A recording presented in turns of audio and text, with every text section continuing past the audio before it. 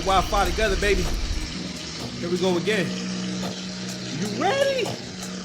What's good? What's good, y'all? How y'all feel? How y'all feel? How y'all feel? Six Pass Dice here. Mr. Lane, if you need me. What's good? You know what I've been thinking about? I thought about this before I got on the stream, and I was thinking about, so I was getting some messages from some people that I associate with from time to time, and I was just thinking like, yo, I learned a valuable lesson about dealing with niggas, because a lot of us will go through these ebbs and flows in life where, especially when you elevate and you do this thing where you try to elevate everyone around you. That's a natural thing. It means you're alive, you have compassion, you're a whole.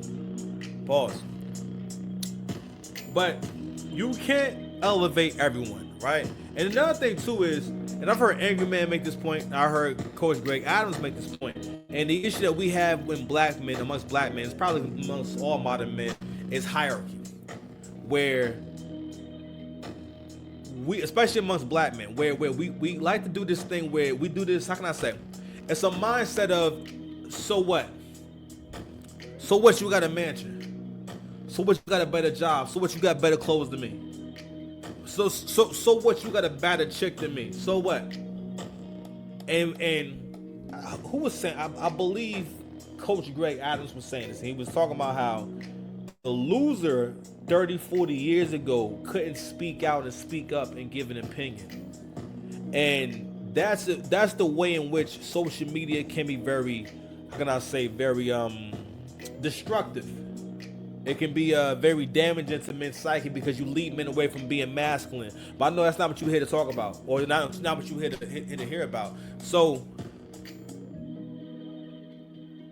it's really important to have authentic, positive intentions, where you're doing this for the greater good. The more that we move in a way where you're not thinking ahead, like weird shit happens, right? So anyway, we'll get into a few different things, man. I'm just riffing a little bit, but welcome to Six Paths TV. Kind of zoned out. I was thinking about that. I'm like, damn, like, you know what? Cause that's what I experienced being around like a lot of broke, dirty niggas, and understand like, yo, you can have love for them all you want. You can try to show them love all you want. You can try to encourage them all you want. In their minds, your encouragement is hate. And in your mind, your encouragement is you trying to control them rather than, nah, nigga, it's real love all 2025. You know what else? It's real love 2026. It's Cougars need love too 2026. We doing big girls with potential 2026. And we doing I need fuck you money all 2026. Got mad campaigns. Yeah, baby. Do-rag every night. 100 push-ups, 100 squats. 3 minutes of planks. 100 kicks, 100 punches. Do the math. My name is Six Paths Dice, Mr. Lane, if you need me. Listen, I'm just a man who gave himself mad jobs. And one of my jobs is to help you improve your relationships to people, places, and things. Specifically, your relationship to winning and losing. Yeah, let's talk about it.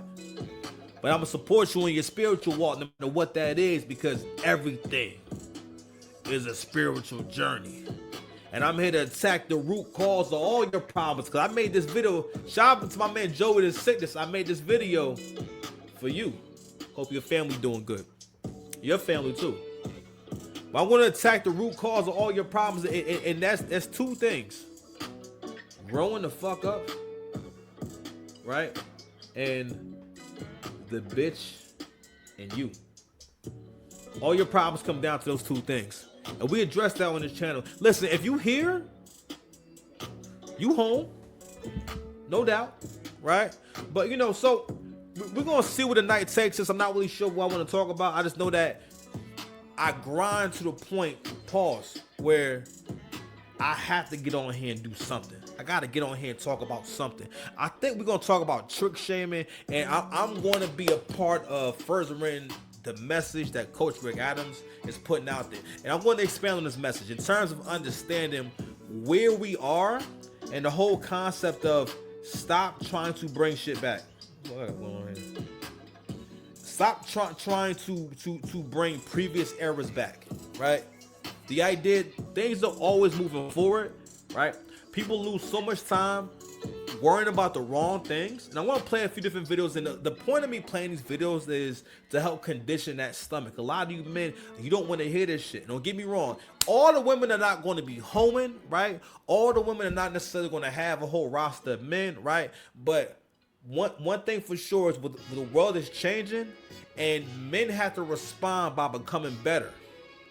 Whatever reason you're doing it, that's fine. But we gotta respond by becoming better. But better for yourself first. And you don't have to mention women when it comes to this whole thing. It doesn't have to be a diss of, I ain't trying to get better for no bitch. I'm not saying that. Okay? It's not. That's just not what I'm saying. Where's my soundboard? Hold on. I haven't even do nothing. I ain't even gotten to my back. You know what I'm saying? What? Thank goodness you've had your surgery. Good to go. Is we good to go? Anyway, so a lot of y'all ain't got the stomach, and a lot of y'all have to accept what's the proper way to respond to unfavorable circumstances, right? And think, one of the beautiful things about being a man is that a man can always change his environment from the inside out. We talk about that in Buddhism too.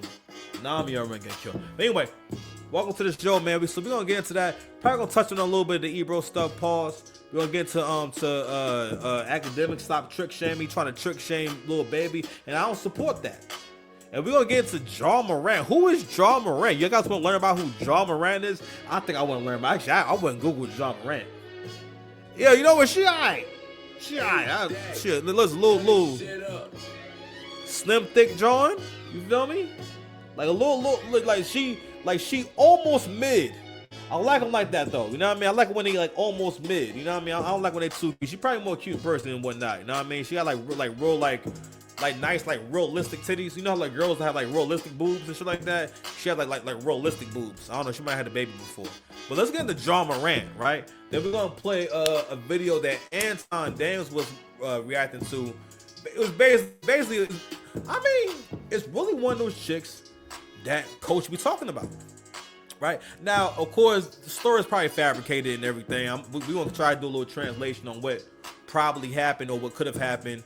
But the main point is we're gonna watch this video. This is part of conditioning, because I need to get the stomach. Because the thing is this: the men who are watching right now, you have to be prepared to say, yo, I love the next generation of men so much that I'm going to sit out from marriage and relationships. I ain't saying we ain't smashing. Shout out to Coach. We out here fixing bonds, right? The idea is that economically, whether women think it's a good idea or not, they're going to have to come back. Everything's going to have to come back full circle, because literally we're able to track things now and track certain trends. And the reality is this: society as we know it will end if we keep going this way, because people are becoming shittier and lazier and dumber. And it's the fact that we've had a whole controversy around men going in women's bathrooms and basically finding ways to call men women. We're living in a really crazy world, you know what I'm saying? And you know, we got to realize that once we start this shit, it changes people from the inside out. It changes how we see everything when we subscribe to certain things, right? Just like the men, they didn't jack off as much because he didn't have as many triggers. You know what I'm saying? It just wasn't what was going on back then, right? So anyway, and like, you know, there was no social media back then for women. If there was social media back in the 50s, you might have seen your grandma doing the jitterbug, you know what I mean, in her bloomers. She be trying to shake that thing in her bloomers. Clip this. Your grandma trying to shake it in them bloomers. Clip this. That's a new feature with the StreamYard. StreamYard, you finally have an update that I care about. I hate all your updates. I feel like none of them are like ever helpful to me. Ever. All right? Make sure that my audio is right, man. I'll be good. Ain't no noise cancellation on. Anyway, y'all know how I do this, man. Let's go ahead and let's vibe out, man. Let's get some incense going and whatnot, and play some tunes, man. What should we start at, man? I think we gotta start down here, bro. Gotta start down here, man. Let's start with this, man. My main thing, I've been stressed out. Villain errors and demon signs and storylines get fleshed out. Yo, holding grudges like a bird when I chirp. Shawty chirp back, run off on the plug now. You can't get your yo. It was cold outside, now it's chill. It's when it's chilly. Niggas see my ex wallowing in pain. I feel like Gilly, nigga. Really, nigga. Spirit never went. Touch a milli, nigga, on my bullshit. Beard lush like a Philly, nigga. I need a bitch to leave me. Tell her, please believe me. Peace to the gods when the God is meeting. All my dogs is eating better garden shit. Like the garden eating, yeah, I swear it's like a gun charge when you catch the meaning digit. Yo, I think you pussy should stick together. All y'all eat a dick forever. I need a bitch be my bitch. As long as we get together, when we get together, need better ops so it's live forever. I don't know, but this oldest brother cook falling off the bone. I could made it home. I don't need you, bitch, you need you. I could make it on my own. I said, long little. Long little. These niggas can't hold me back. These niggas can't hold me back. These niggas can't hold me back. Long little king. These niggas can't hold me back. These niggas can't hold me back. These niggas can't hold me back. Long little. Yo. I was cooked, falling off the bone. I still made it home. I don't need you, bitch, you need you. I could make it on my own. Think you like the way it feel? Down, make it real. Fucking on the snow bunny. I gotta represent for MTO. Like me voice something with a 20 son. Bitch, I know who got you front. Not for nothing, you ain't stopping nothing. Bitch, they still ain't got you son. What's you smoking on a rocket son? I'm in San Andreas like the rocket son. Oh my God, it's cutting. Oh my God, it's cutting. Yo, it's the big homie, not the little homie. Got that butter. I'm gonna fight my demons, kinda like my demons. So I'm never alone. By the finest only. Most know like Carl Thomas, let it run like Tony. You ain't gotta know me. Oh, the way I said, long little. These niggas can't hold me back. These niggas can't hold me back. Long little king. Nah, we gonna start here. Let's go here. My own savior. I'll be my own savior.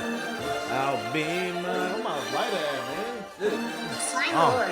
One of your best things. Yo, a girl talking no sassy ish to get the thing showing. Have to get Uncle Sam doing nasty licks. It's free at last rich. On this stage, I do classy shit. Cut your body in half for a magic trick. I shouldn't be alive with some magic shit. I'm carrying around, hop out the casket, bitch. Wearing all white, looking gallant, nigga. The streets is asking for a body, my nigga. Just get warm like Psyche, my nigga. I got the bounce like Baki, my nigga. Smoking my shit from the top of the mountain, white nigga. Police, nigga, got me surrounded. Save yourself, I'm my own savior. Just lost man, and I'm my own later. I'm in your head like Charles Xavier. I don't fuck with bros that got bad behavior. You a pop fan, big hater. What's the queen maker to the king maker? Only kings make queens, I'm a king man. But you independent, do your thing, baby. Black man, I love you and you are free. But I was the nigga from blood and the leaves. Passport bro with a bitch overseas. Purpose is first, and no bitch over me. Own your shit cause you don't own me. Not build this bitch, not you owe me. Still know what the fuck I'm about. Lil Saint, around Lil Wayne, and drop Jerome in the house. Fuck your couch. No, that's baby, the shit ain't round. Be my own savior. I'll be my own savior. I'll be my own savior. Oh, when your best thing good.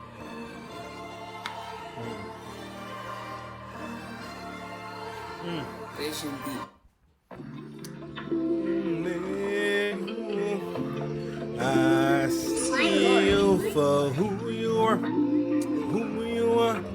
I can see you for who you are. When I'm near you, I see you. This for all the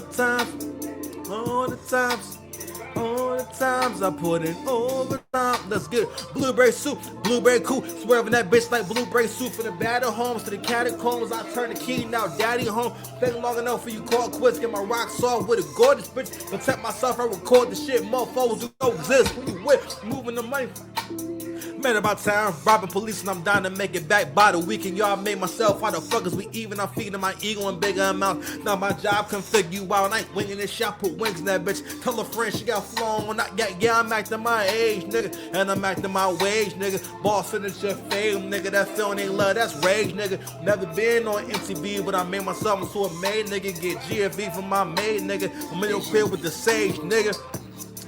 I did this shit for the baby. Some heroes don't wear capes, they pull up in a Mercedes. I'm saying all of my niggas is covered in gold. Pray that my homies be covered in gold. All of my niggas is covered in gold, covered in gold, covered in. Need my baby in feminine role. She getting her role, she getting her role. Strategies, the generals know. Chelsea boost with the cinnamon so cinnamon crunch. You can bite me, bitch. Man, no, I'm the man. He don't like the shit. This is heart to heart. Don't write me, bitch. And I ain't here to talk with no inspiring shit. Ooh. I see you for who you are, who you are. I can see you for who you are. I'm near you. I see you. This for all the times, all the times, all the times I put in overtime. Cash flow like I'm from home, home, home. Cash flow like I'm from home. Yo. Had to put the whole back on minimum wage. Too many YNs got feminine ways. That's why your song get minimum plays. Your bitch told me you been on my plate. Broke niggas saying shit that I hate. My bro gets the world be fucked. It tastes how you broke. Wanted me to 1%. I paid mad dues. I ain't humble niggas. A death match like Bumble nigga. Move this word can rumble nigga. Young OG, same OG.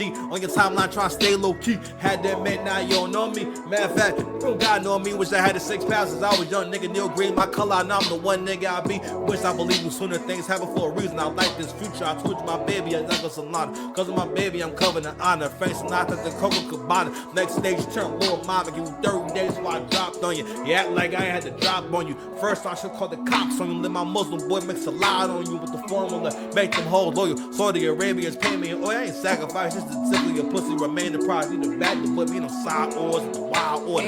Baby, a man in the camera. So, oh, me and little mama got magic pajamas. Gucci pajamas. We in a cabana. Bust down. Young Tatiana. Cause of my baby, I'm covered in honor. Don't argue with me. Argue with your mom. Get mad at me. Your father, dark skin bag with the ill nana. I felt like Usher popping his collar. Harlem. Oh, why you do that? Alright, man. I'm about to wrap this shit up, man. Technical difficulties, man. You know, we been here vibing, man. We vibing. Yo, shit remind me when Harlem Legend was battling Reaper Rell, and that nigga was so discombobulated. That's how Reaper Rell phrased it. He was so discombobulated that he meant to say dry, but he kept saying wet. And like basically he's trying to rap and he just fucking up and doing so bad. And at one point the nigga goes like, oh, shit is wet. I'm wet.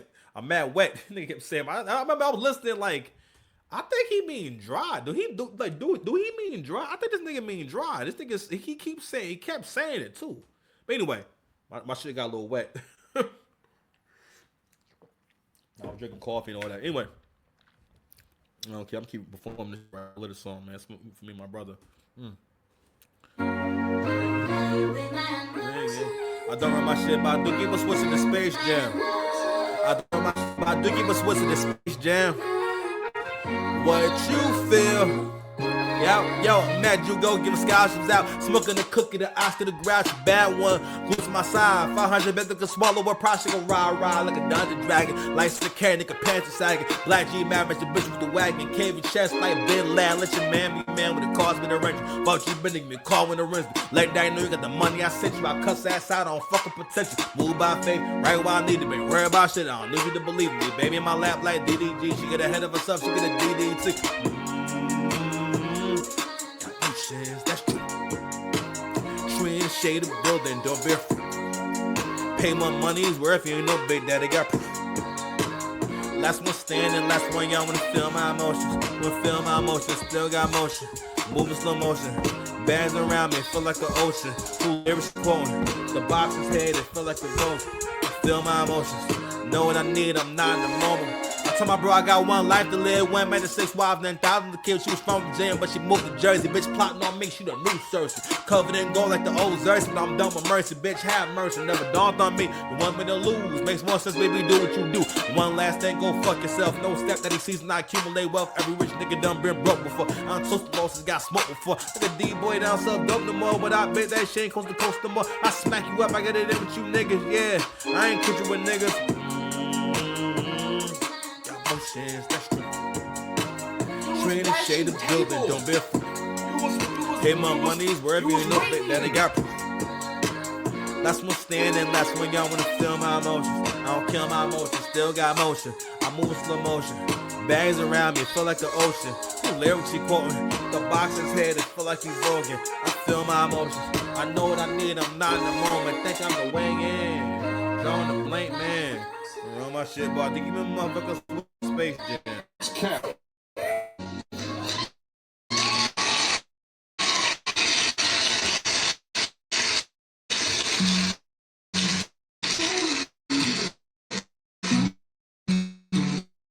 How many thoughts that's been there for a while, man.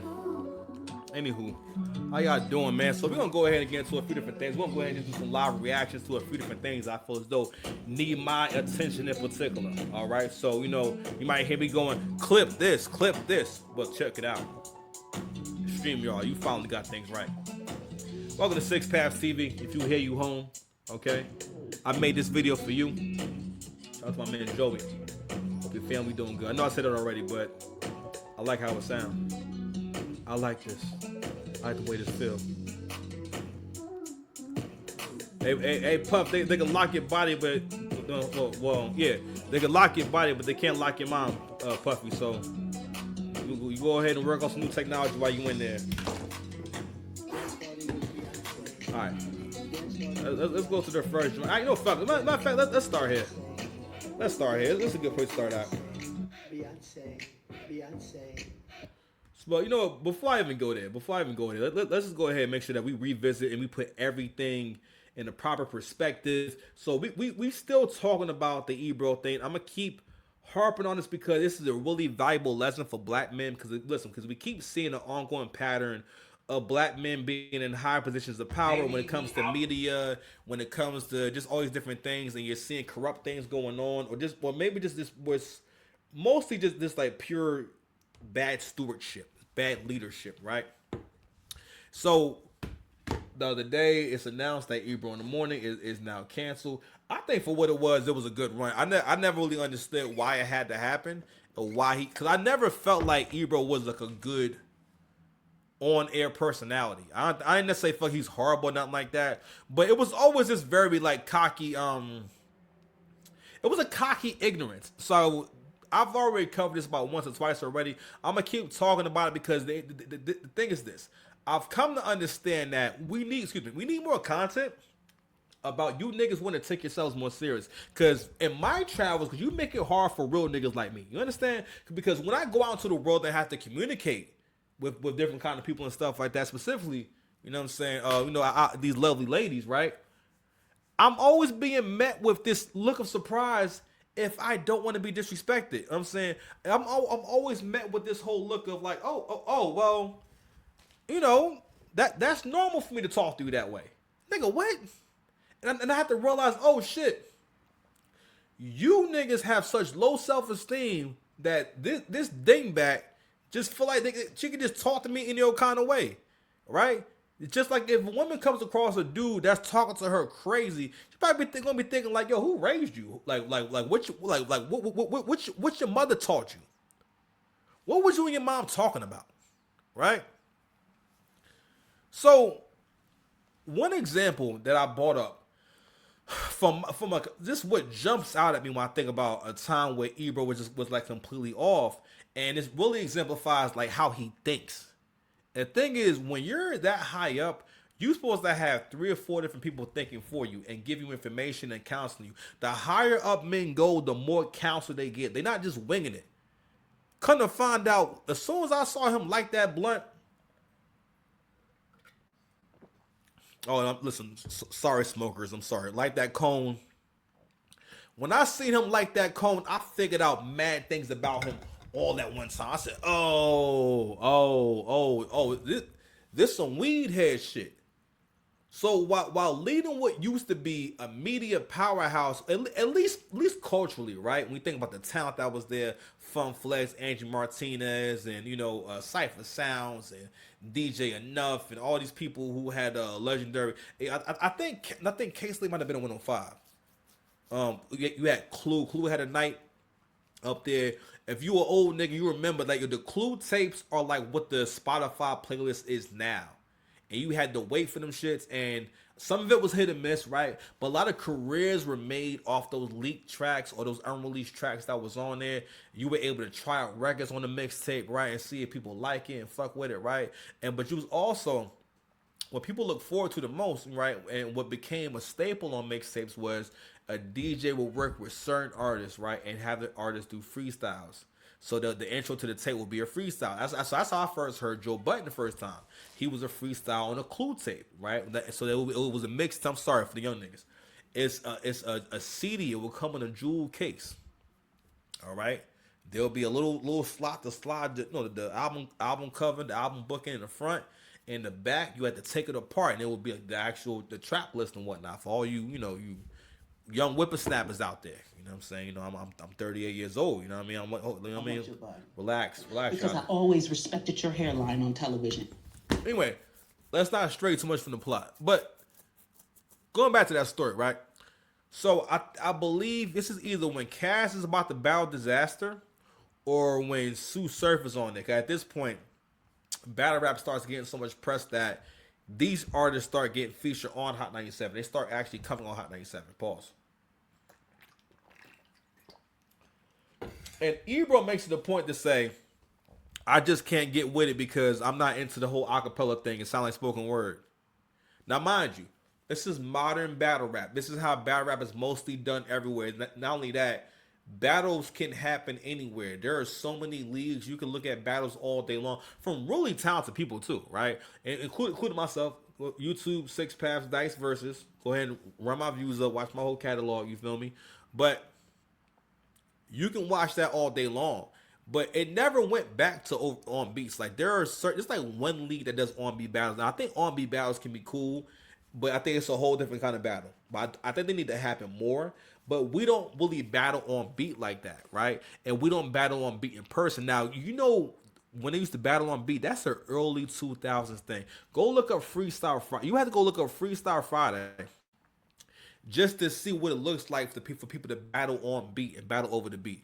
And again, it's a bit of an antiquated thing. And you know, if you follow me on this right here, that should have showed people back then, or at least I always thought that was odd, because it's like, all right, well, no, it's not better on beat. This is a whole different thing, and it's a very much an elevated art form. One of the reasons why battle rap became so dope is because being as though it's not on beat, you don't have to rap to this track the entire time.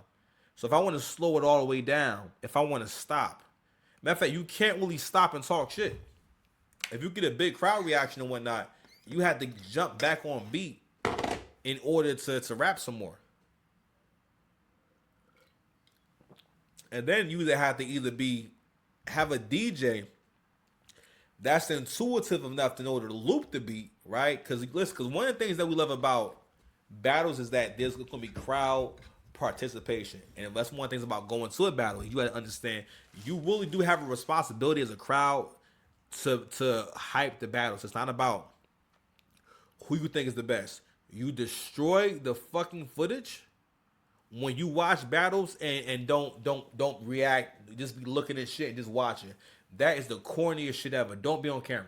Matter of fact, don't be there, because it's a whole show, and you are a part of that show. Really, any live performance. If you're going to any live performance, you have to understand you are a part of the performance. But anyway, so the point was that we think about all the history that happened since then. And a thing that became, and even by that point, they were doing battle rap pay-per-views. That hadn't really been done before with Total Slaughter. I'm not sure how or why he was involved, but he was at the event. I remember Star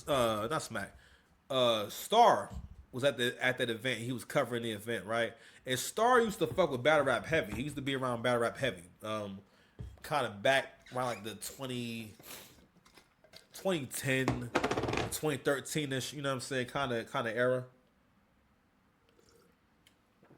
Let's go ahead and play this Ebro drum real quick. Let's get into it. Pause. The way they trying to get to these bags that these VCs got raised for capital.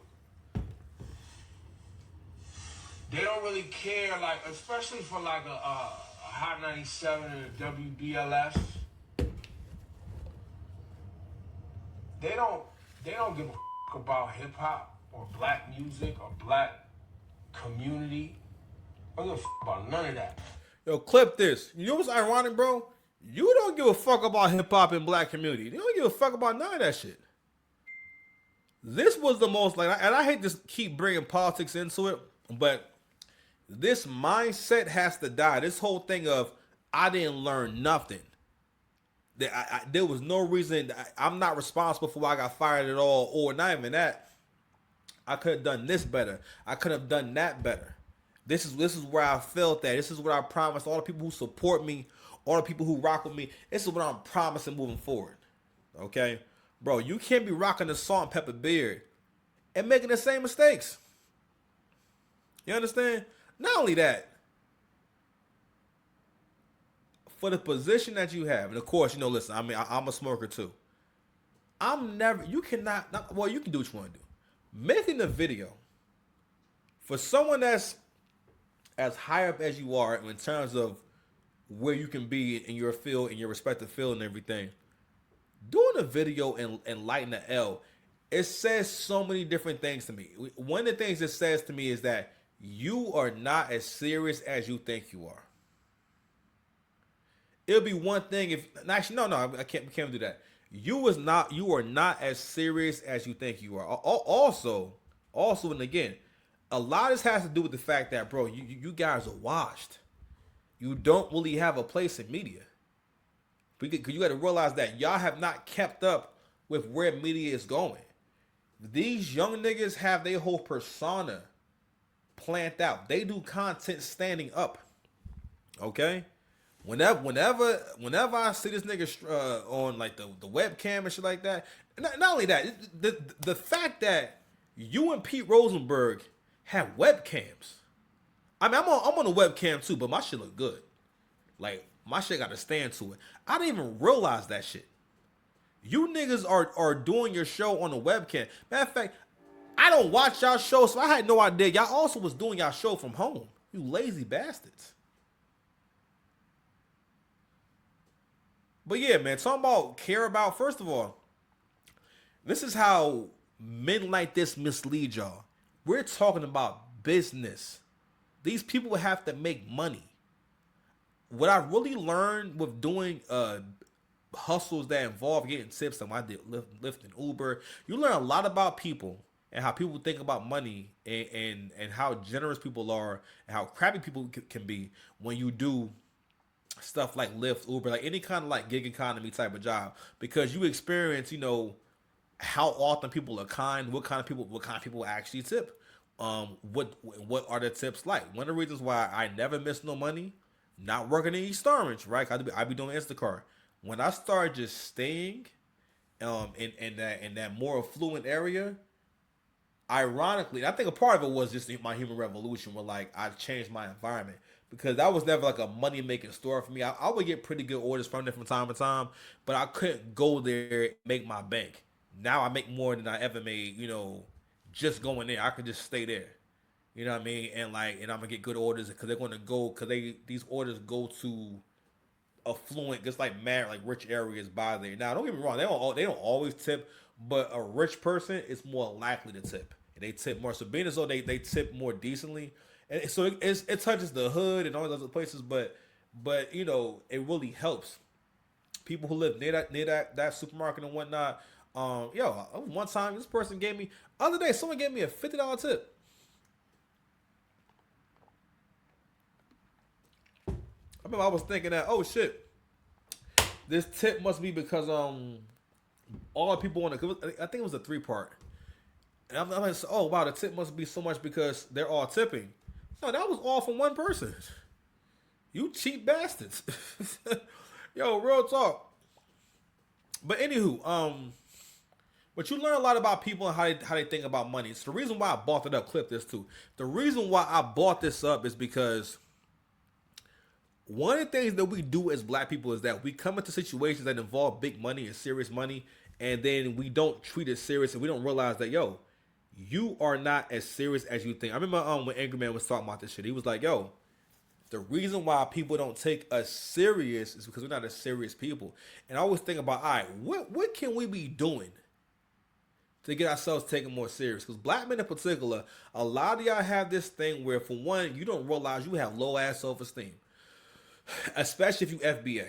Because a part of FBA, growing up FBA, is that no one ever lets you feel like you that nigga. All right, we treat feeling good about yourself as if it's a privilege, and it's something that should and can be taken away from you at any given time. Fuck that shit. The idea is that you should be living a life that is so amazing on your terms, setting goals for yourself, to where you always take pride in who you are. Right? Cause that's a part of being masculine too. Is being serious. I tell my son, you're not serious. You need to show me that you're serious. Laughing and that ain't going to get it. Presentation is everything, right? Also, what we see in this story with Ebro is that y'all are also not willing to do the work that it takes to transition in this new era. Like, you guys are literally like the clips. One of the reasons why Ebro, I think, also liked to see the situation with Drake and wanted to push the narrative of Drake getting whooped in this battle. For the most part, when people argue about, clip this too, when people argue about the Kendrick and Drake battle, they argue from the standpoint of, I'm listening for Kendrick to win. I didn't actually listen to Family Matters. I wasn't really listening. Because listen, I had to learn psychologically, right, watching battles. When I first started watching battles, if I liked the other person more or was more familiar with the other person, I would have a hard time accepting that they lost. Or I would feel the emotion of, I don't like that you lost, or that person is getting my guy. And if I can see a way to give you the battle, I'm going to give you the battle. That's how battle rap works. I admit that, if I like someone more, I'm going to feel like they won. I know there's plenty of battles where I feel like my guy won, but the culture didn't feel as though they won. But because I enjoy them, I enjoy the performance. I'm thinking, that shit was tight. That's what I said. Hold on, man. Because I always respected your hairline on television. What's your experience like in Atlanta, like being ugly? Yeah, being ugly. Anyway, I'm sorry. I'm getting off topic. But anyway, so, yeah, man. So, I feel like Ebro, people like Pete Rosenberg, people who are kind of stuck in the past, people who somehow managed to be in quite a very like lucky, but actually no, yeah, like there's a lot of different parallels between like Kendrick Lamar and Ebro and Pete Rosenberg. These people aren't particularly talented or entertaining. You know what I'm saying? Like, they're not where they are because people feel as though they're so entertaining. These two people seem as though they really were in the right place at the right time, and they kind of walked into a situation where you couldn't help but be successful. Because being on a winning team always helps. But what's different now is that you're dealing with people who do media for hours a day. You're dealing with people who, you're competing with Casanat, you're competing with Platboy Max, you're competing with people, they're doing media all day. They're getting in hours all day. Not only that, they have to hold viewership all day long. All right, so you have an endless amount of competition. And Ack also made a good point about these niggas don't realize that nobody wants to talk to them. Nobody wants to kick it with them. Your platform that's not evolved. And the reason why I keep making the comparisons is because also, again, talking about moving things forward, progressing things forward, thinking ahead, thinking about the next generation. Like, I'm already planning the next sound I'm going to do. I'm planning the content I'm getting ready to do. I'm planning, all right, boom. Pardon me. The damn smoke from the incense is getting into my lungs. But anyway, you know what? Let's play a little more of this Ebro shit. Let's go ahead. They've been trying to get to me for years, bro. Years. They need me out the way. They trying to get to these. All right, man. We're going to play this shit from Act real quick. What did Hot 97 do with these guys? So this right here is a video still from the Ebro and it's just crazy. So this is actually a video still from Ebro and Pete Rosenberg. So now that I'm looking at it, because I've been listening to this on my phone and then my headphones and whatnot. So now that I'm getting a better look, I actually get to see you two nimcompoops don't even have lighting at your house. Why does my video look better than these two famous individuals? That's why y'all niggas got fired. Now, they're going to spend most of this video or this video they made talking as if, we don't care. We shifted our focus. At the end of the day, getting eliminated from Hot 97 is still embarrassing, considering that's really y'all whole claim to fame is that y'all on Hot 97. But here's the thing, though. People like Pete Rosenberg is the reason why a lot of whack-ass niggas got on Hot 97 or got to be on it in general. What comes to mind is a nigga named Your Old Droog. D-R-O-O-G. All right? So, naturally, you always think, okay, boom, you were on a popular show and everything. Oh, chill for what? Who is this nigga? Mace. That's how I feel listening to this. Mace, relax, Mace. You thinking, who is this nigga?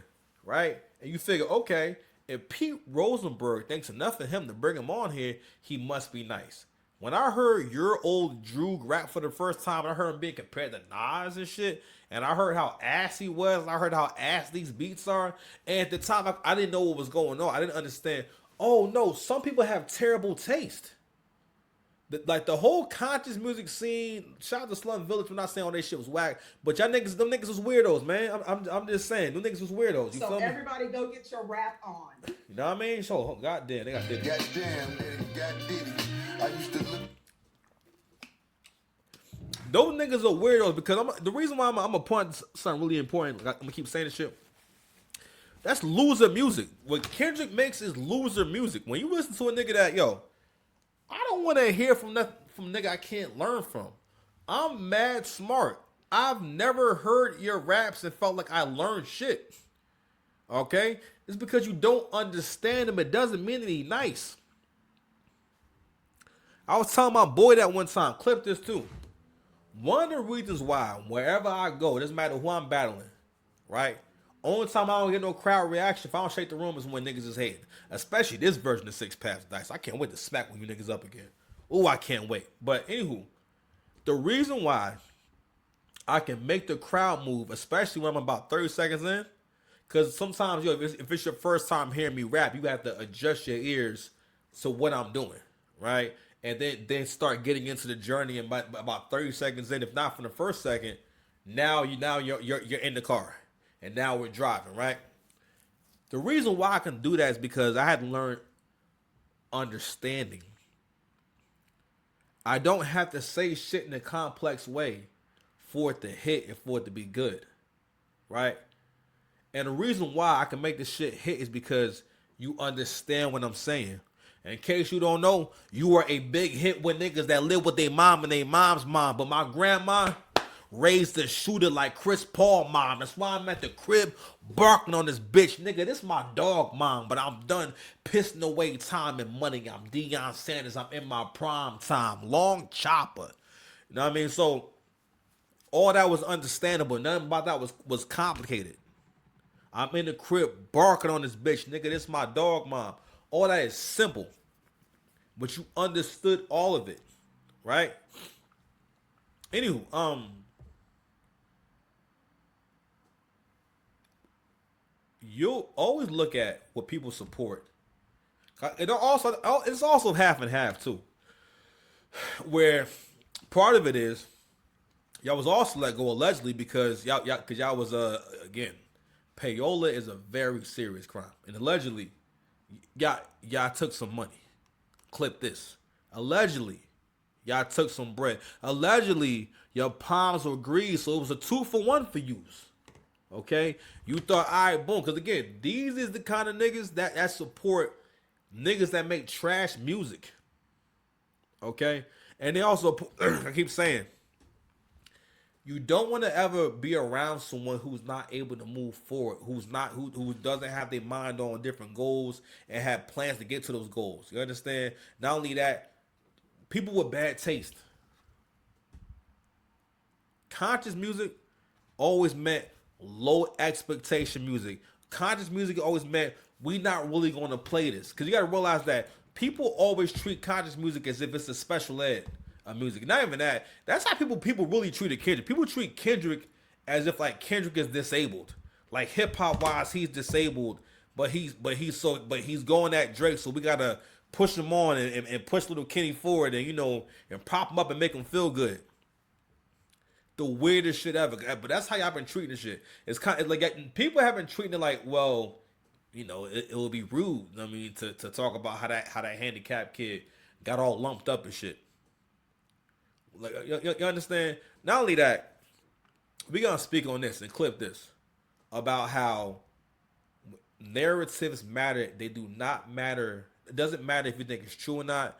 If you hear something, if you're around certain people, if you hear certain messages and certain words, it plants a seed in your mind. When my brother was arguing with me about Not Like Us being better than Family Matters, and his reason was, I wish Drake would have focused on Kendrick more. Drake raps about Kendrick that's a 7-minute track. Drake raps almost the entire time. Drake is rapping for 4.5 straight. There's no hooks. 4.5 to 5 minutes about Kendrick Lamar, going through mad beats and angles, all this shit. Such a fucking movie. And Kendrick raps about 90 seconds on that. Don't get me wrong, like, I mean, he didn't write that shit, bro. He didn't write a lot of that shit. Because these was all bars that you wouldn't say. Like, the first time I ever heard him do a clean double entendre is on Euphoria. And I remember Drake saying on the shit where he done, what he called it? The Telemade freestyle, when he says, better have a quadruple entendre. I'm like, do y'all know what entendre mean? Let's just do a brief, you know what I'm saying? Let's do a brief lesson. So everybody go get your rap on. A brief lesson on entendres are usually things that have two meanings, right? So like a metaphor or a simile. So like I said, all right, boom. That's why I'm at the crib barking on this bitch. This my dog mom. I could say like a dog mom, but it's slicker if I say this my dog mom. But the comparison is I'm barking on you, dog mom. You know what I mean? So that is a double entendre. It works both ways. Kendrick don't have those. Kendrick mostly says a lot of shit that sound pretty good. You feel me? Like some of it is like things that where if you wrote it down, it would make sense. Or if you wrote it down, it's pretty cool. But again, Kendrick was good for his verse composition. He's not really necessarily lyrical. And somebody wrote this on Twitter too. I think it was on Threads as well. But they said, y'all be confusing cadence and flows for actual lyrics. Like, he's not really lyrical. Like, he's lyrical, I guess, but it's more like you sound conscious. That's what that really is. You sound conscious. You're doing the conscious rapping. That's why people always would accept you rapping weird. If niggas really thought you was a hit maker and thought you was like the guy like that, they mean you the guy as far as this lane. Because also hip hop also, like, black folks, first of all, black folks really have showed, you have a savior complex in terms of like needing a savior. And a part of why I like Kendrick too, or not even like, not so much but like the narrative of supporting him is because, all right, you sound like you would be a good black savior. You sound like a black messiah. The whole idea, the whole Martin Luther King archetype, the whole basically the community leader archetype. And what's always ironic is the fact that I have not seen one video of someone talking about how a verse he did, or a solid that he did, or a co-sign that he did helped their career move forward. I don't think Doechii has a verse from Kendrick. I don't know remixes. I'm like, y'all on tour right now. Wouldn't it make sense for y'all to have a few records together? To do together, like kind of on there, kind of premiere. That would be really dope, actually, right? But that's not what's going on. And also, I get it. He's not that kind of artist. He's not a feature guy. That's not what he does. But it's really weird that for seemingly the whole world to kind of pretend that makes perfect sense. Yes, you're the best rapper alive. Nah, no. This is some colorist politics shit, and this is some bullshit, and we not going for it. But I bring it up because these two they played a really big part in that whole narrative, and we've seen with the last election how much people will buy into whatever they see online, especially if it fits a narrative that's to their liking. You know what I mean? Let's see what we got in time. We'll be on time. Are we at 50 minutes? Goddamn. All right. They were out of touch, out the loop, and they really had no one to kind of reinvent what they were doing, because just like how Ebro's attitude towards artists were and towards Uzi, he's the dinosaur that bets that extinction will never come, that the meta will never change. So they ignored YouTube largely for a long time. So when an artist, say A$AP Rocky, would go to the Breakfast Club and go to Hot 97 very early on, it was way easier to find the Breakfast Club interview on YouTube rather than them. Chat, these things does matter. They're not going to tell you this because they want to just give you the propaganda. Nah, it's because people are right-wing. Okay? So cool. Remember I told you listenership is kind of going from listen to the radio to like these podcasts, and I'm calling also YouTube stuff podcasts. So those are the things that's starting to happen from 2020. So that YouTube stuff was about 6 years before, so that's 2014. But let's get back to 2020 till current day. Listenership is going from radio to podcast. They didn't give a fuck about YouTube, and they're losing on potential people who could be listening to their shit, but they don't care because they think radio will last. Then, after the pandemic, they make the cardinal sin that the majority of people are doing. Chat, you know, I know a bunch of businesses, shit, I know of even courts, that ever since the pandemic, all of their court proceedings are online. The pandemic took the drive out of people. You know why? The moment they said you could just get on Zoom, you could just be in your boxers on Zoom and do your show. It removes all the effort that's needed, the passion, and you know a couple of people who they're like, oh, I don't have to go into the office anymore. That's usually signs of a failing business. That's why when Elon took over X, you know what he said? All y'all motherfuckers working from home, if y'all ain't gonna report to the office, y'all got 90 days. I'm firing. It's probably not because he just wants them in the office or wants to inconvenience them. It's because here's the thing. Anybody remember the work from home era? Niggas was getting their dick sucked while they're at work. They just put the thing over the they just put some tape over the fucking camera, leave the computer on, that the chat is open. They go to the store, they doing that. They're not really working. I went on vacation with a couple of homies. He said, yo, before we go to the pool and the bar, let me plug this computer up. I gotta get these hours in. That's the reality of it. So the pandemic ends around like 2022. And for the people who really do care about shit, they went back to work. You got to get back up in that studio. Yes, the commute is probably hell. If you ever have to commute to... So he's speaking on a really big shift, and a lot of men maybe didn't realize this shift was going on. And if your mind was not on thinking about making more money, you're really going to be fucked. And you're really fucked right now. So during the pandemic, after the pandemic, that's when the price of everything went up dramatically. And I always think like, wow, I'm making over 70 grand a year, which is not a ton of money, but like that, like if I was making that back in 2019, That is a good amount of money. That's good money. And I was said back in 2019. Just a year and a half, this 2 years later, 70 grand is not hitting the same. You need to even at that point, I was like, yo, you need to make about 80 grand a year to live by yourself. Cause you need a combined income of about at least $80,000 just for two single people. If y'all got kids and whatnot, you really need a combined income of about $150,000 to $200,000. Like you want to try to get, you need to be kind of getting there. So life changed, but not only that,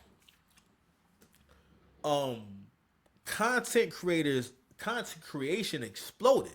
We had way more content creators, and a lot of content creators experienced a lot of growth through that surge because a lot of people were home and they're watching content and everything. So this was a big change. So now you have way more competition for people's attention.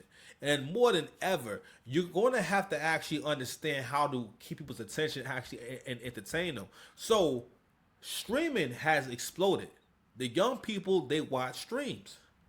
What should have been happening is they should have been doing IRL streams with Hot 97 where they go to events and bring the cameras and the shit is live and you watching the shit live. You know what I mean? They doing interviews, they kicking in and whatnot, having a good time. We should have been had a young nigga to do streaming for Hot 97. They could have been getting super chats, memberships, all that shit. And they could be splitting that and they could be doing their own deal. People already know who you are, but y'all not doing that. All right? And on top of that, who's choosing the records? Who's choosing what? Your old Droog was up there at some point. Your old Droog. God damn. You know what I'm saying? Shit. Nobody get they. So everybody go get your rap on. You know what I'm saying? Shit. I did the whole show in Chicago with the bean out. You know what I mean? The first time. Tonight I want to see you use that gun. New York City or any big city, sometimes the commute is an I hour. would jump ahead, man. This might be slightly before pandemic. Yeah, but he starts focusing on his other gig. He's the global editorial head of hip hop and R&B at Apple Music.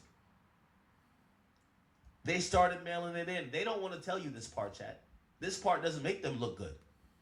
You know why I pop the shit I do, and this is why when dudes like this ever talked about me, I always scoffed at them because they always ask the one rhetorical question: why does he have an audience? Why? Why does he have a platform? They love asking that. Why does he? And by the way, this is the number one question I hear asked on Twitter. Man, why does Act? You know why? Because Act got to show up every day. Uh-huh.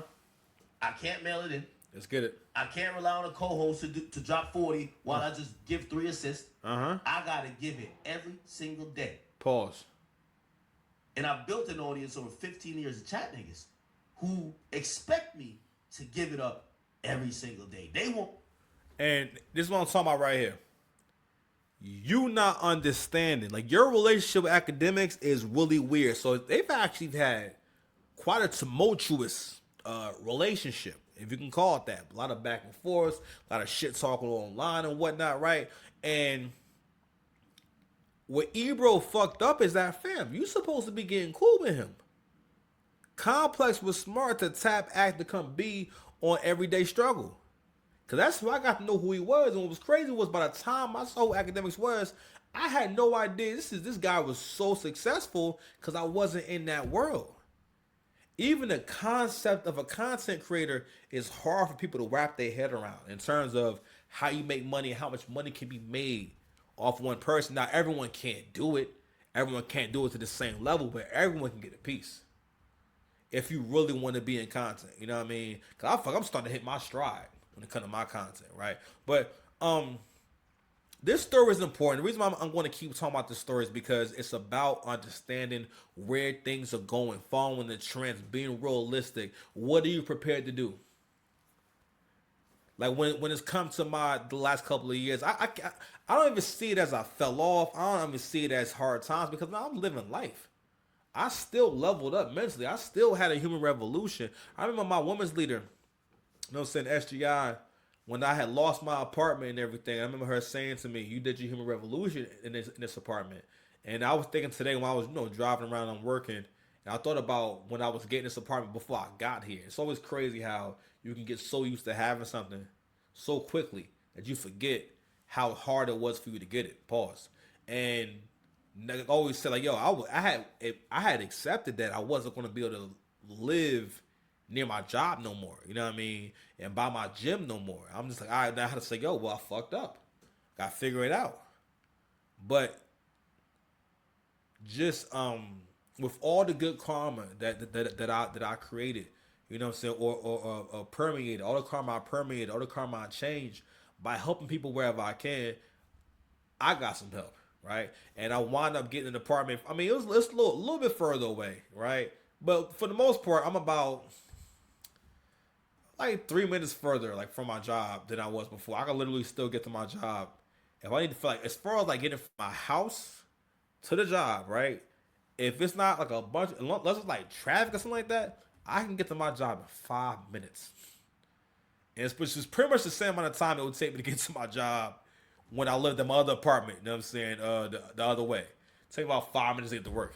If I need like to walk to work, I probably could get to work in like less than, probably about a half hour. Probably like a half hour walk, a 30-minute walk. You know what I'm saying? I'm right there. If I'm walking brisk, I might get there in 20 minutes. I gotta try that one day. I gotta try to walk there one day. But anyway, but the point being is, it's making it possible.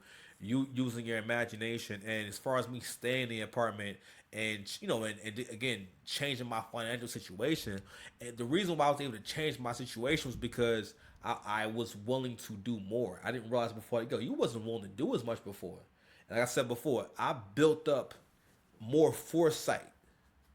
All right, and you know, and I had the foresight a few years ago to say, you know what? No matter how long it takes me, this will be a much better investment, and this is a much easier way. Not easy, I'm sorry, a much better way of making money. Especially if I have my full-time gig, I can do this. All right, so at this point, I'm conditioned.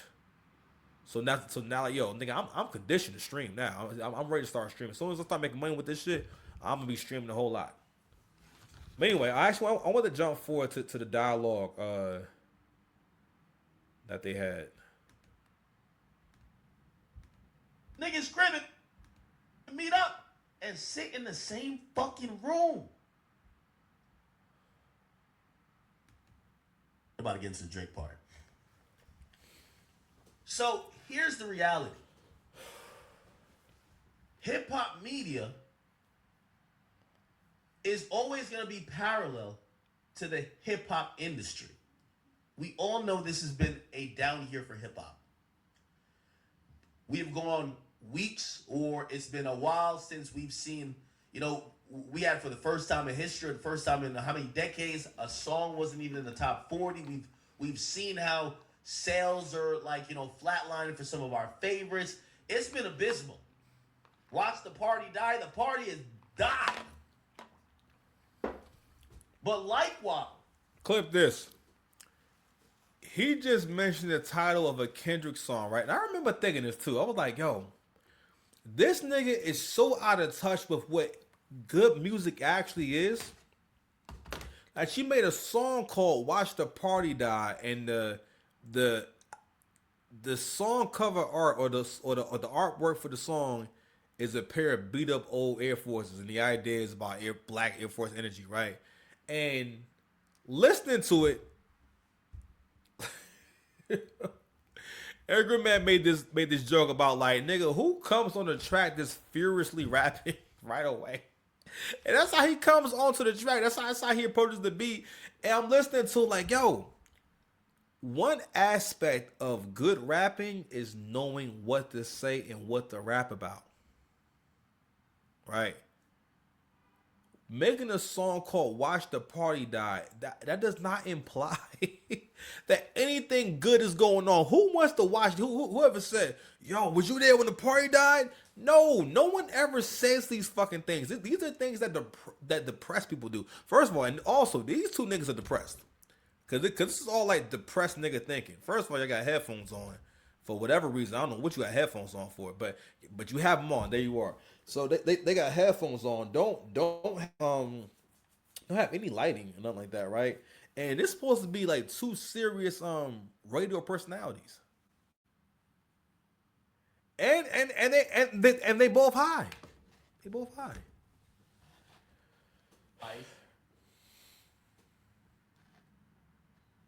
If there's no NBA media, if there's no sports media isn't that relevant. If hip hop is down, you have less interest. If you have less interest in hip hop, you have less interest in hip hop media. So the numbers have been tame, to say the least, for everybody. I dare one podcast to say their numbers is ticking up more than 2021. Not one person will say that. It's always bound to happen to Onyeka for two major So it's reasons. really just adjusted. It was always bound These to happen guys to will tell you this. People like Ebro and Rosenberg, and I see these other guys on Twitter all the time because they're always the ones, I'm telling you their favorite line, how does he have a platform? How? Who's watching him?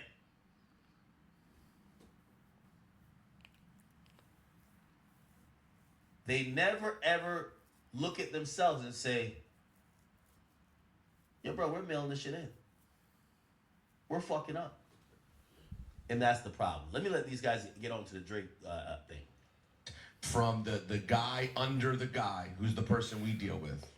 And he sends me a text and he goes, hey, do you have a few minutes tomorrow for me to run a few things by you at 10 a.m.? And I said, I texted Ebro and Laura. Oh, Griff told me he's called head of audio. Okay, I'll play along. So I hit up Ebro and Laura and I go, did you guys, I said, they want to talk to me at 10 a.m. tomorrow. And Ebro and Laura both go, me too. And I'm like, wait, how do they have a meeting set with us that we don't? Ebro immediately, Spidey senses kick in. He goes, oh, guys, this could be it. This could be it. And I'm like, nah, this isn't it. And then I started doing the math, though. The history of radio is right before the holidays. Every time. I'm working without a deal. Laura's working without a deal. How long you been out of your deal? 5 months, 6 months, maybe longer. I don't even remember. It's been a back and forth. And Laura's the same thing. She's been going back and forth. I've been going back and forth. Ebro's been going back and forth, but he still had a deal. So I'm like, and then I'm like, oh, but Ebro's deal's almost up. Like, and it's Christmas. We were going to be gone for 3 full weeks. This is a chance for them to start doing whatever they were going to do and hope they could just ease their way into the year. He might be right. So I woke up that morning with a weird feeling on Friday and debated when we got on the air, should we like get into it? Like radio, this is it. Like we're doing now. Should we do this on Friday?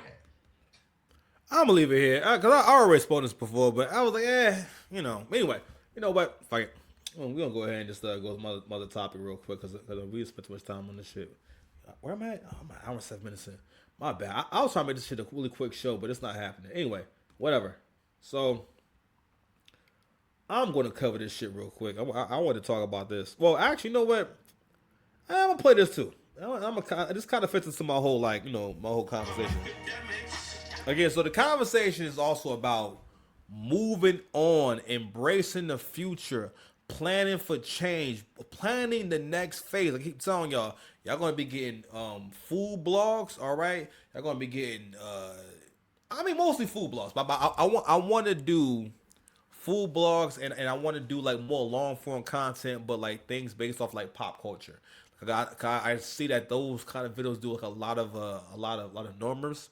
Cause my thing is like, I'm trying to become a content creator that can do numbers. All right, that makes the kind of content people really fuck with. So it's a girl named Stephanie Sue. I think her name is Stephanie Sue. She has she has several channels actually. Rotten Tomato, Moral of the Story, and she mostly she damn near like is reading, just reading a script and reading the story. And again, very very good content and everything. You know what?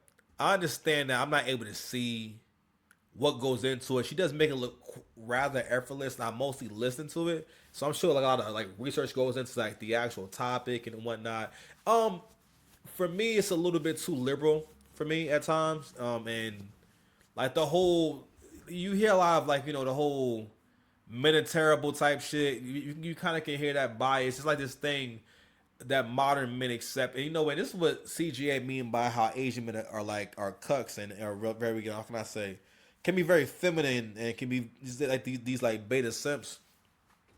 So on a show, there's always like this thing where like she's always in full support of the woman in the story without like actually critiquing the whole situation. I don't know how to put it, but basically the bias is always there. But to the whole dynamic with the cucks and the Simpsons, you know, and I'm sorry, her husband seemed like a total simp. Sorry, and because again, the way she talks to him, the way that she talks in general, it's like this thing like in Western couples where there's like this accepted disrespect, this accepted this thing, this whole, and that's why like women be dealing with you and really be feeling like they could talk to you sideways. I don't mean like, oh, y'all are playing around and joking around and whatnot. Most black women, their idea of joking with you is humiliating you in some kind of way. Because if you were doing it to them, it would be like, yo, you serious? Like what's wrong? Why you mad? You know what I mean? But anyway, check this out.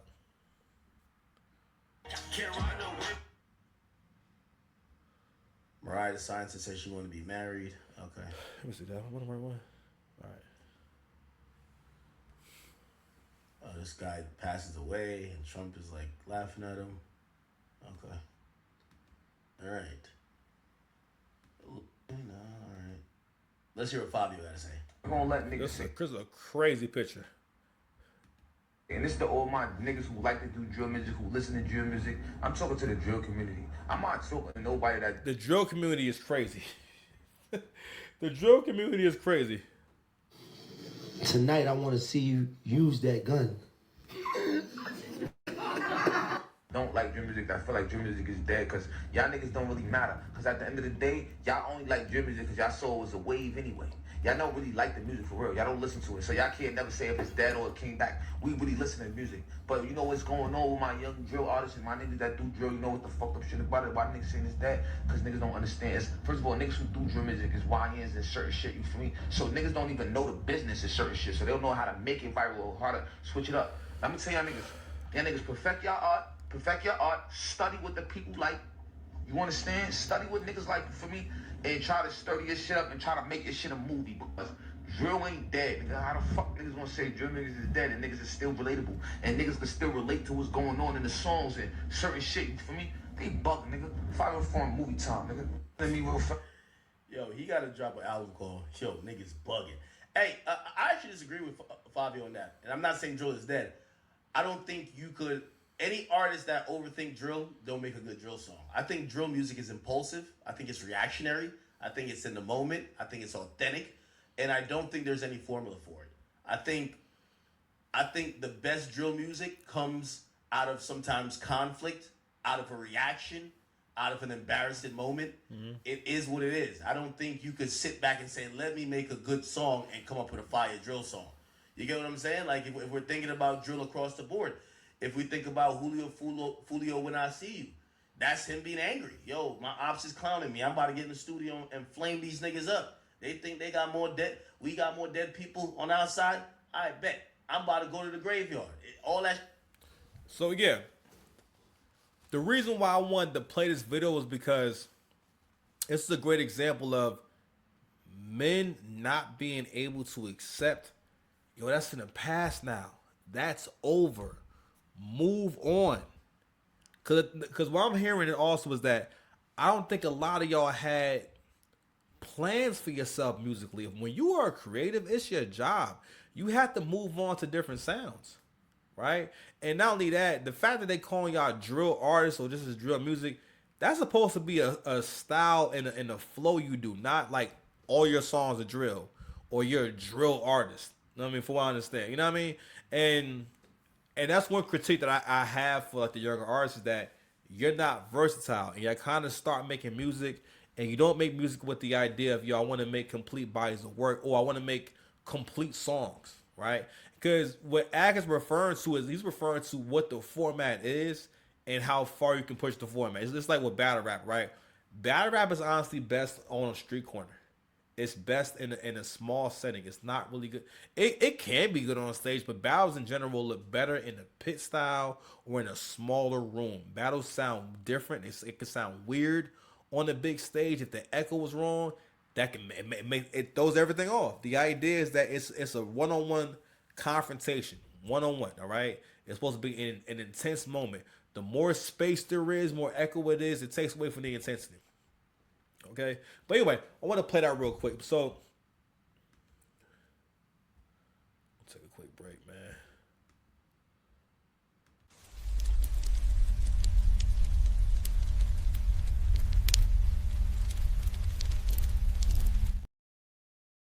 Here we go again. Hold on, let's get some crowd. God damn, I got so many sounds in here. Fuck.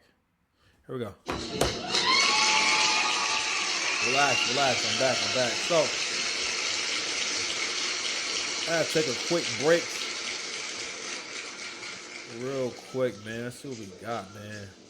So, I wanted to play this clip right here. Cause I think it's really important. Fiance, disclaimer, if you're... It's really important for y'all to prepare y'all stomachs. And I want you guys to start watching these videos with a different perspective. Gotta realize, as long as you get into your own bag, right? Real quick, let me make sure I'm on the right mic. Right, all right. As long as you get into your bag, listen, none of this stuff actually matters. These are all isolated situations, right? Now, when you first start seeing like the level up content, which is basically kind of like gold digger content, and for the most part, like being a gold digger becoming like way more popular. Like a woman would not want to be seen as a gold digger, right? That would be a bit of an insult. But again, if someone can find a way, like packaging is important, presentation is so important. When people can find a way to present something as something else, like for example, like people call strippers, but strippers are actually, they actually sell, they're selling sex, like literal sex. They make money by having sex. And if they don't do so, they won't make no money. So if a woman ever tells you that she was a stripper or a dancer, that means that she was smashing. She was getting clapped for some money, right? But anyway, the point being is the world is changing. And I love how CGA breaks this down. And it helped me to kind of come to the realization of you can't bring things back. I think we can improve on certain shit. And we're going to have to let this go through certain motions. But the only way that we're going to get through this shit safely is if men collectively decide we're going to have to be great. And we're going to have to make it a point, and shout to CGA, to call out bad behavior, to call out bitch nigga behavior. Like throughout the last couple of years, I realized how much I moved in fear. How much I responded out of fear, how much I responded out of, shout out to scarcity. I never thought about scarcity. It was like recently I had a revelation. It was this girl at my job I was kind of cool with. And I remember thinking like, you know what? Now that I've been listening to Coach, right? And I'm thinking more of it, I think more so about, all right, boom. If I plan on getting to the bag, if I plan on getting money and everything, right? I'll be able to afford to have whatever kind of situation I want to have. If I want to just see her from time to time, I'll see her from time to time. But in that kind of situation where either I'm buying gifts or I'm paying a bill here and there, or I'm just taking out on nice dates and everything, she's there when I need it. When I call and say, hey, you want to hang out? She's there. And I'm not getting caught up in thinking that, how can I say, and making this person an extension of myself, and being committed to this person rather than, yo, the whole idea is that, yo, you around, we have a nice time, and we kick it. You understand? And that's a better option. That's a better deal. But also, too, the niggas who are able to actually fund lifestyles and pay bills and buy expensive things, y'all niggas got to tighten up, okay? Because now the spotlight is on tricks and niggas who was in the tricking and all shit. And also, black men have to evolve out of trick shaming. And another reason why I want to show you guys this video is because I want you guys to be able to move past seeing this kind of content and letting it bother you and accepting, yes, this is life for some people. Some people can get this shit off, okay? But check out. Against selling that cat and putting a price on your kitty, I suggest you exit, because over here we got a price, baby. Okay, I am just doing the final touches on my makeup because honestly I filmed this video and then I was like, oh, let me film it again. People come on my comments all the time and they're like, be honest, you were out selling that cat and that's how you met him. And I was, because I have no shame in having a price on my kitty cat. So I met my now fiance at one of my favorite hotel bars that I used to go to in Boston. I was actually waiting for my friend because she and I were gonna go a little bar hopping. So as soon as I walked in and sat down, I think I was sitting down for probably like 2 minutes. He walks in with his guy friend. Immediately they walk up to me. First thing he said was, can I buy you a drink? Take notes, ladies. That is how a gentleman approaches a woman sitting at the bar. He didn't ask me my name. He didn't ask me what I did for a living. He didn't ask any of those things. He just asked me what I wanted to drink. And the bartender was making our drinks. I excused myself to the ladies' room and I wanted him to see my legs because my legs were out and I was looking good, okay? Trapping. Women are hunters too. They just hunt differently. They trap you. Like, this guy gotta be an older simp. Shout out to and you know what? Fuck it. We're gonna let Anton cook. And that's the thing. It doesn't matter who the person is. You have to get past that. It doesn't matter if this actually happened. Doesn't matter who the person is. At the end of the day, this has now have been added. This way of thinking, this way of talking has now been added to, how can I say, like, a part of how women think. This is a part of it. They're all now on a bit of a spectrum for the shot to CGA. They're all on a spectrum for this way of thinking, and it is what it is. We're living in tough times. Women have always gone to doing this. You know, I heard that from CGA too. Women have always gone to doing this, and one of the reasons why you're seeing women gravitate towards this is because women always want the most easiest option, the most comfortable option, and the most accessible option. Women do not look to make things physically tough for themselves. They may make things mentally tough for themselves. They may make bad long-term decisions, but they don't look to make things hard for themselves. So if I can just get a man, either way, the solution is going to be a man. And ironically, you still want this guy to do everything that a husband does. But the thing is, you're also seeing how, whether they realize it or not, women really want you to be a trick. Because they don't have to really commit to the trick. They mostly just have to be desired by the trick and loved on by the trick. They don't have to help. They don't have they're not picking no kids up. You know what I mean? Making cheeseburgers and washing walls. And doing favors and fixing tires. All this different stuff. It's a transactional relationship where it's simple. You guys are not living a shared life. But the thing is, despite whether this option is out there, no matter what, the trends are what the trends are. These people are not getting rich. Like, I was watching Coach have a conversation about, and he talked before about if these girls are getting rich from selling their pussy, right? And the way they have this conversation and making it seem as though there's a guy out there taking care of every pretty girl. Let me tell you something. If I polled 500 women, and let's say about 50 of them are really attractive girls, or just moderately attractive girls, because out of 500, only about 50 would probably be moderately attractive. If I poll those 50 girls and say, how much money has a man given you in the last 30 days? The best of them might say $1,000. Because again, how many of them are actually made? Because unless they're in the life. You know what I'm saying? I'm just saying, matter of fact, we're going to exclude no strippers, no sex workers. We're going to say regular people, regular women. They regular girls. If I polled them, right, and I questioned, truthfully, how much money have you gotten from men in the last 30 days? They're not going to say thousands, right? So there's a viral clip. I'm not going to play it right now, but the reality is this. we're going to need to level up anyway. So now men, we've gone to a new level in history where men have to become richer again. There's been times in history, right, where you could be a person who has not worked or doesn't work. More and more and more, because you need more and more stuff, right? You cannot, even if you have if you're on a fixed income, you literally cannot live on any fixed income. Unless it's like a pension and you got all the other shit figured out, you cannot really live on a fixed income because the economy keeps going forward. Keeps going up. Everything goes up, right? But anyway, but the point being is that, throughout time, there's been several inventions and several changes, and men have adjusted and leveled up every single time. We've gone through depressions. We've gone through recessions.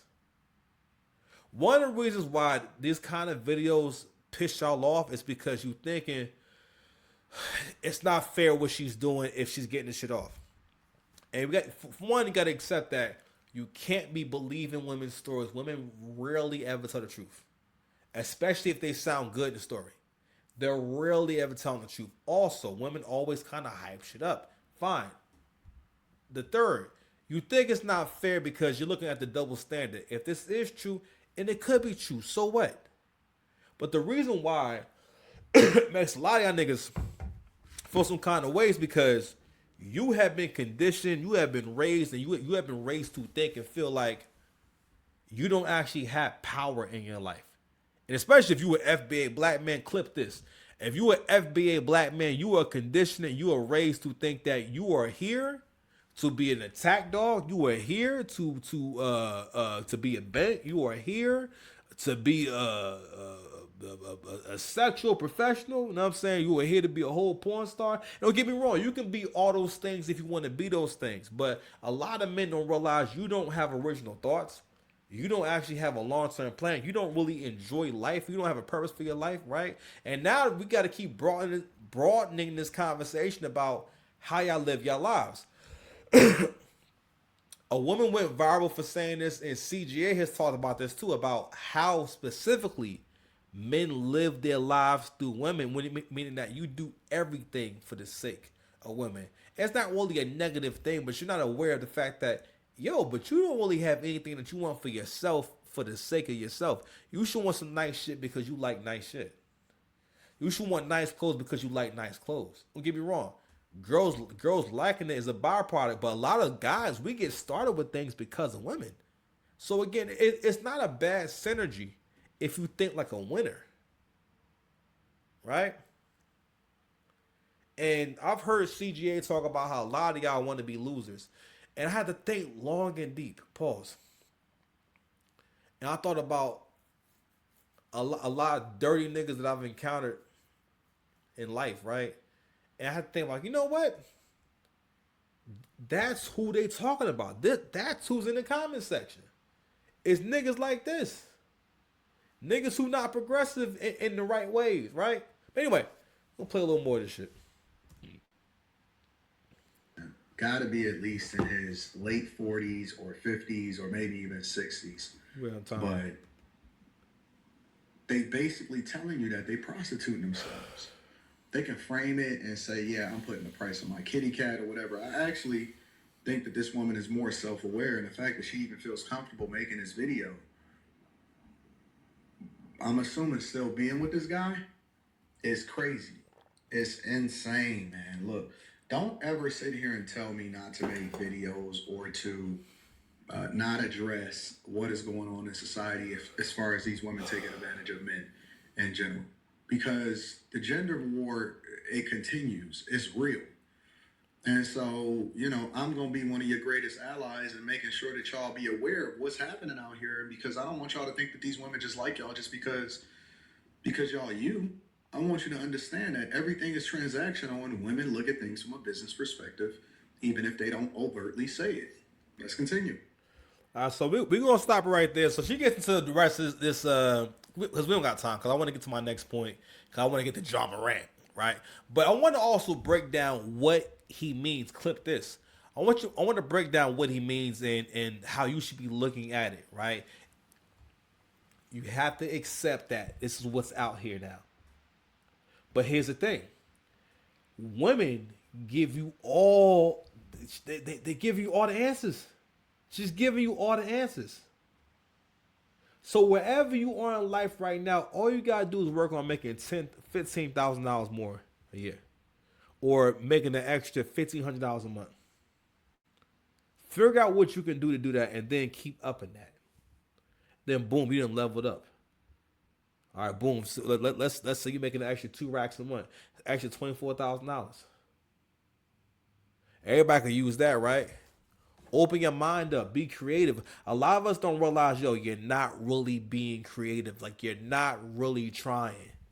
And that's why you're not successful. But no matter what, you're not going to get around this. Like, I always tell my niggas, I say, listen, no matter what the arrangement is, you have to decide for yourself on what's the dollar amount that you're going to invest in this girl every single month.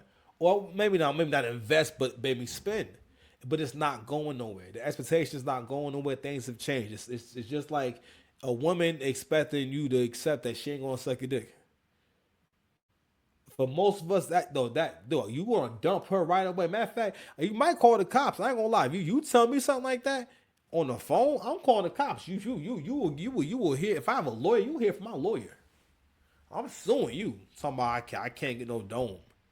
But that's what it's like for men. You know what I'm saying? Men gotta understand, like, that's what it's like. Like, it's not gonna go nowhere. So you have to learn how to deal with this stuff. But again, if you're working on getting leverage, you don't have anything to worry about, because at the end of the day, you always have what you want. But I have to realize too, a lot of y'all ain't thinking about how to actually get the paper, because for the most part, a lot of y'all can't even sacrifice. You can't sacrifice. You can't sacrifice being lonely for a little bit. I think about how much I do this. At one point, I had this subscription to StreamYard, and I was barely doing videos. To the point where I forgot I had this shit. Back when I had the $20 joint, right? And I had this shit for a good year. I think I had it for a year and some change before I started to use my StreamYard account on a regular basis. I've been wanting to start doing content since 2021. I do a video here and there, like, months apart. It took me years to start doing videos on a regular basis. But you know how I got the momentum? Because I was only doing this. When I closed my agency and broke up with my ex, I said, now I have clear thought every distraction. I want to invest all my time into this and getting better at this. Foresight. Seeing into the future. I see, I gotta get my bag and run. Okay? But how am I going to get there? One of the high vibrational behaviors of a winner is that you don't focus on things that don't matter. These kind of videos be stressing y'all out because you can't stand the idea of, for one, men are just too black and white. Coach always talks about this. What men gotta understand is that she can love you for several different reasons, but she's gonna respect you more when you have your shit together. And people always overthink what success is and what's going to get them what they want. For the most part, you only gotta make you don't even have to make 100% improvement with some shit. If most people make a 30% to 50% improvement in whatever they're doing, that would be mad noticeable. Like, if my check was 50% more than it usually is, I would notice that right away, wouldn't you? So you have to think of it like that. You understand? So I want to play one more clip from Academics, and I want to get into this whole chip shaming thing. And I've heard Coach talk about it, and I think it's something that we got to really get into in terms of leaning into it, understanding it, and thinking about how you're going to actually deal with this shit. You know what I mean? Let me see. I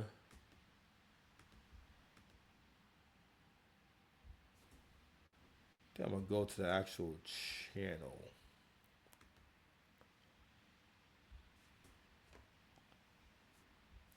All that shit plays into it. I think drill is really a really reactionary, and the purest and more authentic it is. It's like cocaine.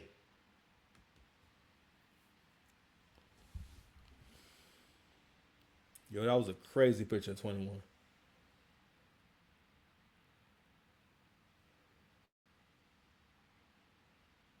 Where is it?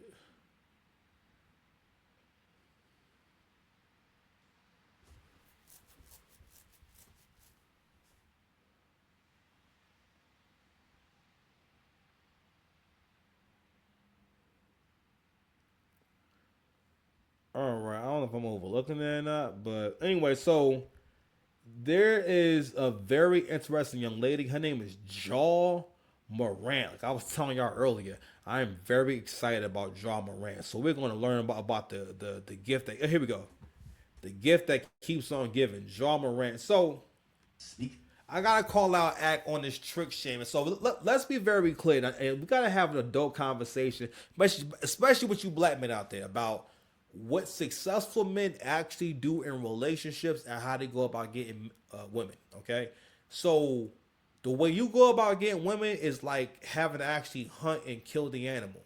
The way a rich man goes about getting women is that he goes and just he goes to the restaurant. He goes to sit down and eat. Don't get me wrong. That's very dope that you can kill a duck and you can shoot a duck out the sky with your rifle and all that shit. You know what I mean? I'm just, who are these niggas? Who are these niggas? You know what I'm saying? I cried laughing when I read. You know what I'm saying? like, we need to stay away from these niggas. You know what I mean? I'm just, just shit. You know what I mean? I'm just popping it for my fans. You know? That's all. Don't worry about that. That's cool if you know how to hunt fowl. And you got baby chickens in your backyard so that you can save on eggs. There's some people doing that. It's a hipster doing it right now. But I can just go get breakfast. I can afford to go and get breakfast. Don't get me wrong. That's cool if you have all that going on. But at the end of the day, it's more efficient for me time-wise to just go purchase breakfast. I can just go buy breakfast. I have enough money to go buy breakfast. So when a rich man or a man with resources has money, if he has the money to just pay, he's going to pay. First of all, you're going to pay one way or the other. Like CJ always say, all men pay. You're going to pay one way or the other. If you value your time, right, then you want to think about, well, what can I do to have the best experience possible? We all know that comes from having money. You need money for that, right? So naturally, it makes sense that when you out and about in the world, if you have the funds, you use your funds to make shit happen. You think Lil Baby got time to be kicking it and talking and learning about your favorite colors and frivolous things like last names? Nigga, clip this. Let Bet is now speaking out. This is about like the 20th stripper or sex worker who has accused Lil Baby of purchasing punani. And it's not honestly, accused.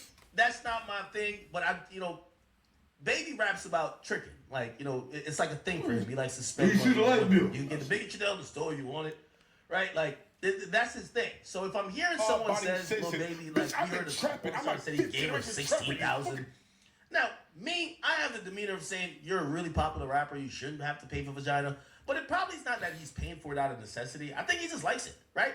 If he's doing that. Now, this is the first time I've heard him come out and really say either here or there. It's usually the girl exposing him. And there was a sex worker named Jaw Morant. Yo, this is a funny name. Jaw Morant. Got it, Chad. Jaw Morant, holy. So Jaw Morant, she's saying she's mad Lil Baby only paid $2,000 for the pussy. Now, there's been numerous prices that women have claimed that they've gotten to pay. $16,000 this month. So she real quick, 2 racks is that's a high end price for most girls. All right, 2 racks is it's like for top notch girls. She's charging 2 racks because she's famous. Okay. If she wasn't famous, she could not get no goddamn $2,000. But just so you guys know, that is like a top notch price. And also, like, she know who Lil Baby. She knew who he was when she was fucking him. Like what you mean? So anyway, this is the girl who went viral for basically pulling up to his house with her baby daddy in the passenger side with a gun on him. And so the video, you can hear Lil Baby talking, they having a conversation, and then the video pans down to the Roscoe. Nigga had a whole Roscoe in there. You know what I'm saying? See the light bill? Do you see the light bill? You know what I'm saying? Fight! Who want to fight? He gave an interview, and in her interview, she says, yo, I'm kind of disappointed I only got to pay that. This is what she said. And this is Jaw Morant. Now, is 2,000 not enough because it's little baby, or what's wrong with 2,000? Yeah, it's definitely because it's Lil. Yeah, because You're a celebrity. You have a different type of money, so you get a different type of tax. What? Yeah, so when I charge you, you getting the celeb tax. Now, okay, it's 2,000. Now, that video was tweeted out. Flacco actually said sex worker John Moran said she's mad that, Lil Baby only paid for $2,000 for her services. And Lil Baby actually responded. He said, y'all gotta stop giving these motherfuckers a platform for lying. I ain't never touched that lady. Now, shout out to News Made It. It's a popular Atlanta blog that I frequent a bunch of times. And they have, kind of like dropped some receipts. Because the name didn't really, catch my eye. Because it's been a while. But apparently, Jaw Morant, this woman, is the same woman that's in this video. Watch. All right, we're gonna see.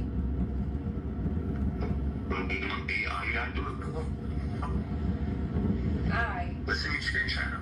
Okay. Screenshot, then let me know. All right, we're gonna see.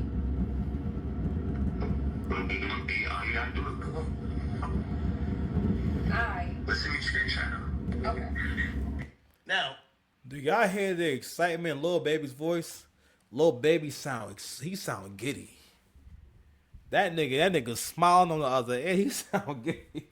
Listen, go Google this. If you a dude, go Google John Morant. So I'm sorry, Jaw Morant, and you can see why he's so happy. Now, I don't think it was the best idea to just deny ever knowing her. Maybe you could have said, stop gassing it, or stop being unprofessional. But also, so I'm gonna tell you something else too. Fam, you can't do that. You can't charge two people different prices for the same shit. Like that's wild. What you mean a different tax? How about because he got a different bag, he gonna keep calling you back?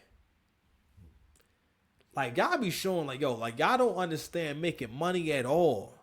If the person has more funds and everything, right? Wouldn't it make sense that you can get paid more and more often? So now she done burnt the bridge and whatnot because she bought a baby daddy to his house. Rightfully so. You know what I'm saying? You're fucking bugging. That's crazy. Where you at? Like midtown. All right, I'm gonna see what I'm gonna be doing in a little minute. But I ain't never got no pictures or video though. You did. You want me to send you the screenshot? Please.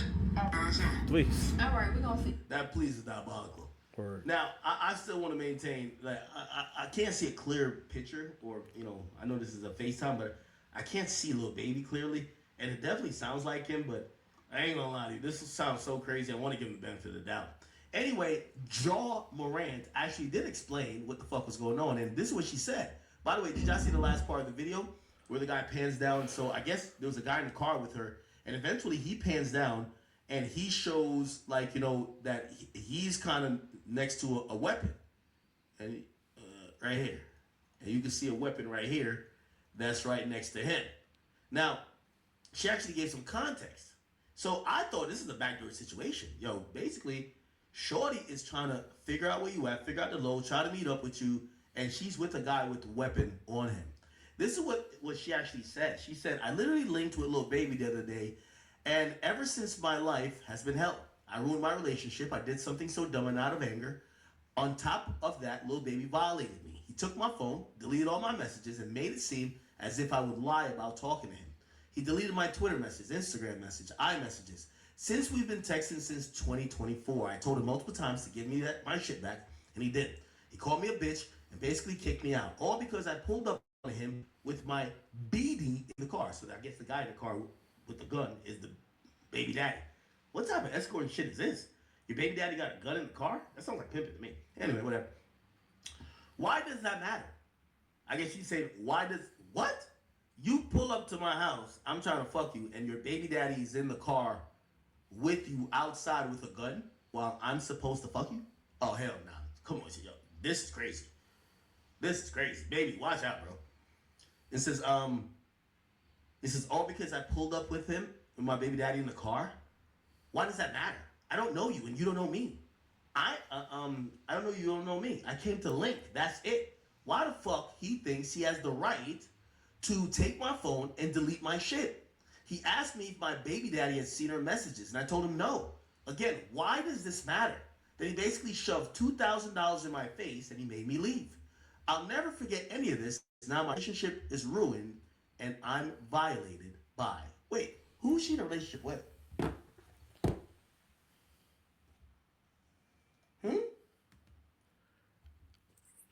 We about to get out of here in a second, but I told you about them stories. Whenever people are not specific about a really serious situation, heard her say I'm violated, right? I did something very stupid out of anger. So basically, she wilded up whoever her man is. I guess it's probably her BD. She wilded him up. She probably told him to say it. Any kind of woman that's that deep into this lifestyle, you cannot be in a relationship with her. Those women are the most abusive. Like girls who are loose like that, they can be fun, but they are met if you're trying to be with them on a regular basis. Because again, women want to take you through the whole spectrum of emotion. They want to touch every emotion. Not some of them, all of them. They have to. They can't resist it. Right? And men don't understand it. That's why men don't be understanding what's going on. What is she doing? Why is she doing this? Type shit. You know what I mean? But anywho, so I wanted to show that real quick. I'm like, God damn, academics is trick shaming. And I'm just saying, like, yo, where we are now, men gonna have to understand, like, yo, you can't be broke. You're gonna have to get some money anyway. You're gonna have to level up anyway. But the thing is that, yo, it has to make sense to you. A lot of y'all don't realize that greatness is a part of your birthright, or at least pursuing your greatness in your own right. No man has an excuse to be weak or to be lame in 2025. You got so much information out there. There's so many different paths to choose. But anyway, it's almost midnight, man. I love y'all, man. We're gonna see y'all later. Let's go ahead and do a little crowd applause. Peace. All right, we out.